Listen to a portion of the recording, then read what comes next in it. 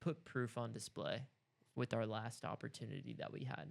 And we punched our ticket. Yeah. With a chip on our shoulder, we punched our ticket. And they haven't lost their chip on their shoulder. I was listening to a Kenny press conference. It was like a virtual press conference yesterday. Yeah. While I was working. For the CFP one. Yeah. And he just said that, like, his kids, they don't have practice this week. They're going to go back to their families. And he's like, their families are going to gas them up and they're going to tell them how good they are. And then when they come back, I want that to be out of their system.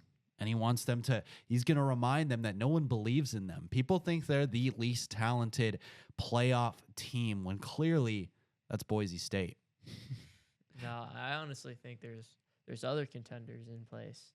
You think so? When you are just like a general college football fan, you're going to look at it from that landscape of like, who's the most talented team? Mm-hmm. But I think what we've seen all year is that there are so many examples of the talent not being the variable to, result in a positive outcome. We saw it with Bama. Yeah, it's been buy-in, right? It's been confidence.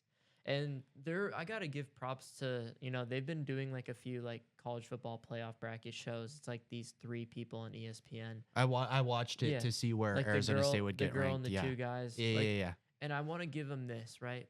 She asked this question. She said, is ASU one of the more confident teams going into the playoff? They're the most. And they responded just right like that. They're like, yeah, they're actually one of the most confident teams in the playoff right now. Arizona State feels they can beat anybody. If that is not one of the major components to this conversation, that we're just talking and spinning ball that isn't really relating or resonating to what's going on right now. What's going on is, in my opinion, we have a top 3 head coach in the entire bracket.